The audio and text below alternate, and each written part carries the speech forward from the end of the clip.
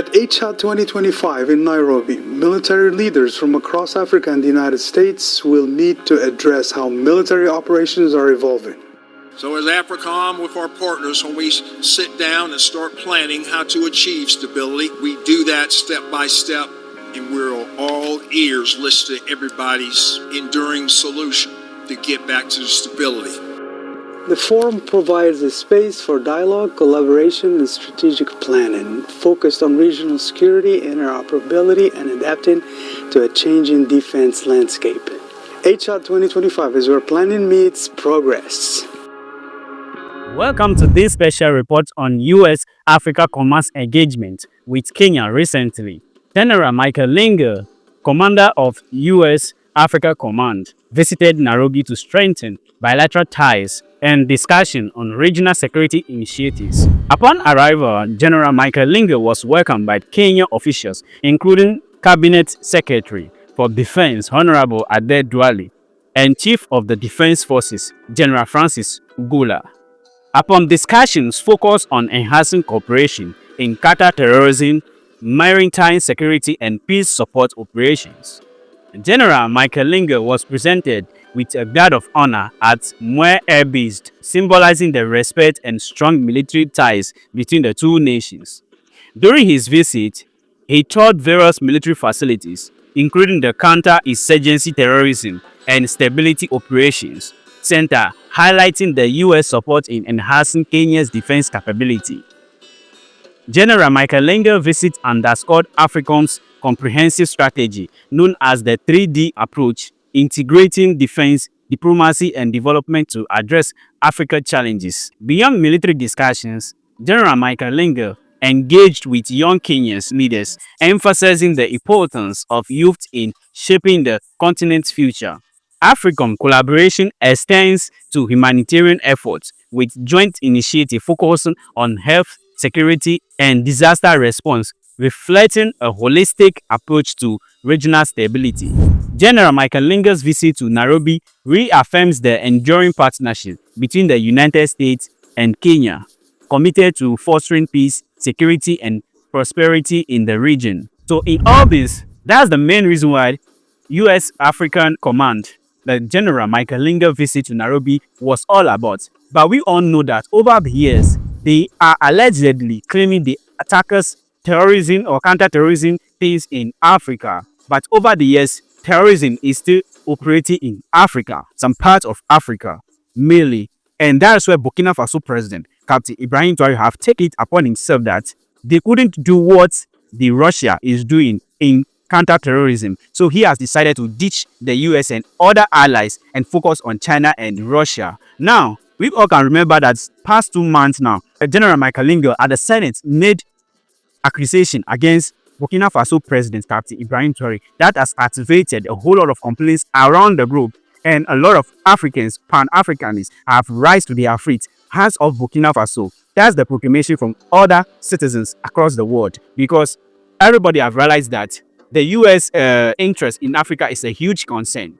They come to pose as fighting terrorism and maintaining peace and security in the region of Africa, but they come with their own initiatives, they come with their own interest. So a question was posed to General Michael Linga, and he has accused Burkina Faso leader of using the gold reserves of Burkina Faso to enrich himself and to support the junta regime. Now, General Michael Linga is right now in Kenya as I'm talking to you. He has been there to do the same thing that he claims that they have been doing in counter-terrorism and other things in Kenya. The reason why I'm showing this video to you first is that a question was posed to General Michael Linga, and he also changed his narratives about the president of Burkina Faso. That means this man is using two tongues at a go. He knows that what they are trying to do is different from what Captain Ibrahim Traore believes in. But because of Russia and China interest in Burkina Faso or Africa, they don't want the influence of China or Russia to be held in Africa, but they want their own interest or their own influence to be held in Africa. So clearly we can see that this General Michael Linga and the so-called US states are not in the interest of fighting terrorism in Africa, but they are of the interest of making sure that their influence across Africa as a whole is stand still, not like the Russia and China. So I may say this is an influence of war across these countries. Now, after General Michael Linger's visit to Kenya, Nairobi, US President Donald Trump also sent an envoy to Burkina Faso, Will Stephen, to go to Burkina Faso in the interest of America. In a significant diplomatic move, US Envoy Will Stephen recently visited Burkina Faso, underscoring the United States' commitment to supporting the country's development and security amidst regional challenges. During his visit, Envoy Stephen engaged with President Mark Christian Kabore and other key leaders, discussing centered on enhancing bilateral relations, focusing on areas such as governance, economic development, and security cooperation. Security remains a paramount concern with Burkina Faso facing threats from extremism groups. The US reaffirms its support in strengthening Burkina Faso security forces and enhancing regional counter-terrorism initiatives. Beyond security, the US is committed to supporting Burkina Faso development initiatives, including educational programs, healthcare support, and infrastructure development aimed at improving livelihood of Burkinabe citizens.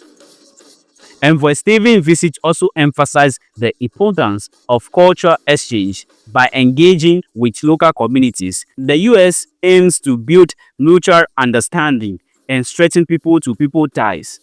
Envoy Will Stephen's visit to Burkina Faso marks a renewed commitment to a partnership grounded in shared values and mutual respect. As both nations work together, they pave the way for a more secure and prosperous future. As we could see, that is the Americans' interest in Burkina Faso as they claimed. But we all should not forget the fact that when they come to the African continent, they have their own plans and agenda in doing everything for Africa. Now, they have come to fight counter-terrorism or fight terrorism in Burkina Faso. But over the years or centuries, they could not fight the same terrorism that they are trying to fight. They could not stop it. And yes, still, Burkina Faso is still having these terrorism attacks. But they have come again in order for that. But we all know that whenever they come for those things, it's just to come and take the resources and other things. That's what their interest in Africa. What do you guys think? Let's move on to know more about the reason why they have come to Burkina Faso. The U.S. seeks opportunities to continue to collaborate for Burkina Faso. Viennent avec leurs armées nous recoloniser, il faut qu'ils viennent. Eh bien, préparez-vous à la guerre de haute intensité. Soit ils viendront eux-mêmes, soit ils passeront par leurs valets locaux qui sont ici pour essayer de troubler notre quiétude. Africa is no longer just a backdrop in global affairs. From political transitions to economic awakenings, the continent is demanding a seat at the table, and not just as a guest, but as a sovereign equal. In this rising tide of assertiveness, diplomacy becomes a tool of both cooperation and resistance. The story unfolding in Burkina Faso, triggered by a controversial visit from a U.S. envoy, is a reflection of this transformation. This isn't just another diplomatic meeting. It's a moment loaded with symbolism and consequence. It signals a potential shift in how African nations demand to be treated, no longer as pawns in someone else's game, but as strategic players forging their own path. In this video, we examine what President Donald Trump's envoy to Burkina Faso really means. We explore the past, dissect the present, and imagine a future where Africa leads its own diplomatic narrative.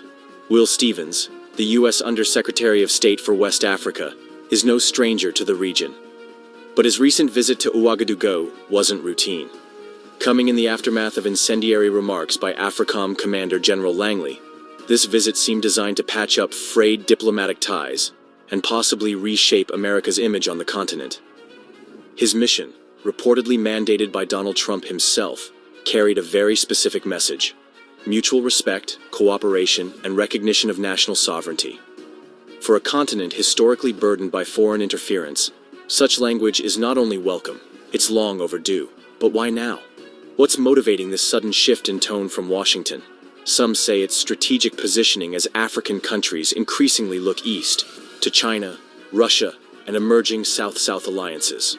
Others believe it's an attempt to regain moral ground lost by previous U.S. administrations and military figures. Either way, the question remains: is this sincere diplomacy or simply another power recalibration?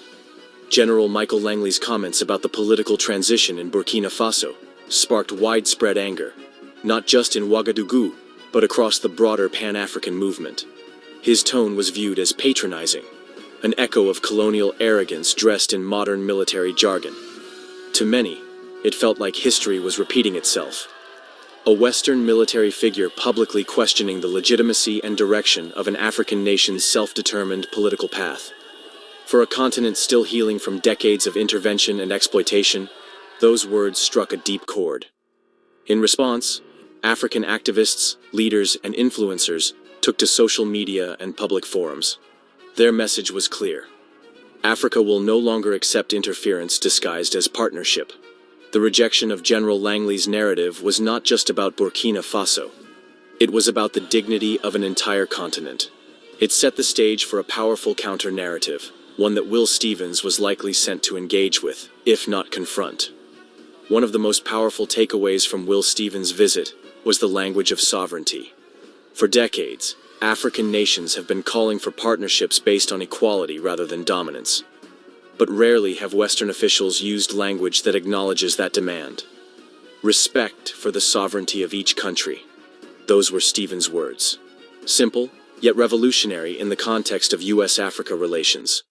And while words alone are not enough, they do mark a rhetorical shift that could signal deeper change if followed by action. African leaders, particularly in the Sahel region, have made it clear. They will engage globally, but only on terms that respect their autonomy and vision for the future. Stevens' message appears to acknowledge this growing movement towards sovereignty-first diplomacy. But as always, the African people will be the true judges of authenticity.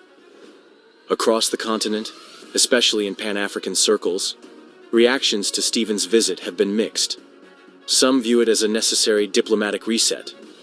Others remain skeptical, questioning whether American policy has really changed or simply adapted its messaging. Social media buzzed with commentary. Prominent Pan-African voices like Kemi Seba, Natalie Yamb, and grassroots movements in Mali, Guinea, and Burkina Faso chimed in. Many welcomed the opportunity for engagement, but emphasized that cooperation must never come at the expense of African self-determination. Young Africans, especially those driving change in civil society, expressed a cautious optimism. They want partnerships, but not paternalism. They want investment, but not exploitation. The visit has triggered a continent-wide dialogue about what genuine partnership should look like in a post-colonial Africa. That's a powerful shift, and one worth building on. Burkina Faso is not alone. The broader West African region is undergoing a significant period of political and social transformation. Military-led transitions in Mali, Guinea, and Burkina Faso signal a break from the status quo, driven largely by dissatisfaction with Western-backed leadership models that fail to deliver. These transitions are controversial, yes, but they also reflect a hunger for sovereignty, dignity, and localized governance. Western powers, including the US, have struggled to adapt to this new reality. By engaging with the Burkinabe transitional authorities rather than isolating them, Trump's envoy has signaled a possible willingness to respect these new realities. It's a move that could redefine diplomacy in the region if followed through with sincerity. West Africa's shift is not a moment, it's a movement. Make no mistake, the US has strategic interests in Africa. From counterterrorism to resource access and global positioning against China and Russia, Washington is not engaging out of charity.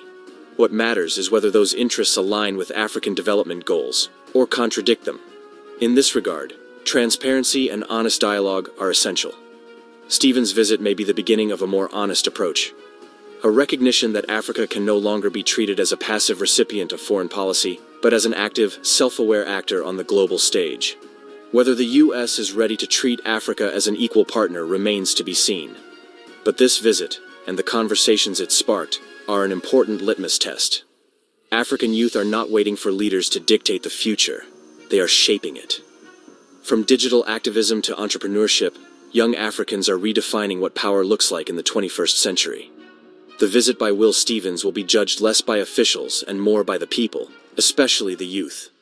Their reaction, their skepticism or support, will ultimately determine whether this new diplomatic tone gains traction.